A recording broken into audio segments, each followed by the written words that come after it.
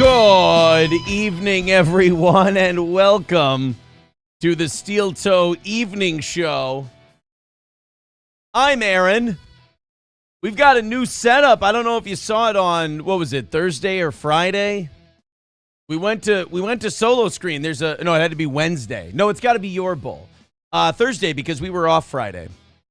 We got a lot of things to tell you about, man. I think the members-only show is going to be catching up on shit. I actually talked to a longtime fan yesterday, and they were telling me, they were like, yeah, it seems like you've lost a lot of the balls of what made the radio show really good, which was a lot of the inside show stuff, the drama, the this and that. And they were comparing it to Bubba the Love Sponges thing he's been having going on with like the embezzlement from an employee of his and firing one of his female employees. And they were comparing it to that. And they're like, Steel Toe was on that level. Why isn't it on? It feels like you don't do as much of that. And I guess that sounds valid, and I guess I think some of it came from having my wife on the show. And when you have your wife on the show, you want to protect your privacy a little bit because people know who she is. Women on the internet, it's a lot tougher. And, now this is not, and she's going to accuse me now of talking shit about her. I'm not. This is not me talking shit about her. I think it's just an inevitability. When you work with your wife, you soften yourself a little bit. You soften because I would jump face first into these beefs. I really would. I would jump. I would love to do tete-a-tete, tit for tat with I loved working with Chad. I really did. And I kind of saw it that way because this is all bullshit podcasting anyway. I liked working with Chad. That was fun. I liked working with Shuli's producer or Shuli or Kevin or, I would love to go back and forth with Patrick Melton. I see him as a guy who's just doing some silly shit. I can do some silly shit. I can talk some shit. I'm, quite frankly, better at it than he is.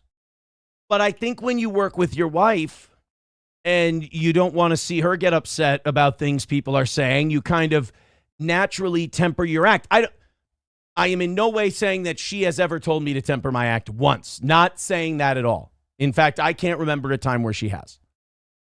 But I do believe that I probably dulled my blade, so to speak. Because when I do this show, and then like I always say, it's not like a mantra, it's a real thing. After the show's over, I don't know what the internet says. I don't know what the internet does, whatever. Now I'm tossing pens all over the place. I'm getting excited. So if I go on the show and I'm motherfucking Patrick Melton and he's motherfucking me back, or I'm motherfucking Chad and he's motherfucking me back and we're getting into it and all that, I only know about it while I'm on the show. I don't know about it after that. So, it doesn't really matter to me. It's fun. I have a good time going at people, playing their clips, shitting on them, everything else. But when you have someone else you're working with who you care about and you don't want them to feel bad, again, you might naturally temper yourself. You might naturally censor yourself. And maybe the audience does feel like I lost some of my edge. So, when it comes to this idea that, hey, we noticed that since, they did say April was on the show, she got kind of sensitive about the internet stuff, and then you backed off the internet stuff. Now, in fairness, my audience also got sick of it too, so I had to walk a fine line with them as well. And again, nobody ever told me to temper my act. Nobody ever told me don't do this, don't do that. But I am naturally good at going at people. I'm naturally good at talking shit. To people who don't like me, I'm remarkably unlikable and arrogant and crass and all of these things. And that lends itself well to drawing those people off sides, to getting them overexcited, to getting them to melt down and say stupid shit. I did it with Chad. I did it with all those guys. And then I think it got a little real. I think the swatting thing was a big thing that I kind of saw how that affected her. And I probably tempered my act a little bit. Because, I personally don't give a shit about that stuff.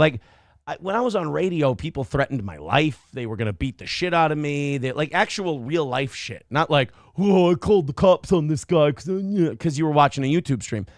Real shit. People who lived in your community threatening you. And I laughed at that too. Cease and desists from everybody. And I just laughed it off. It's fun. But yeah, I don't know. I really took that to heart. The critique that I got, I really did take it to heart. I listened to it. Let's go to the audience here.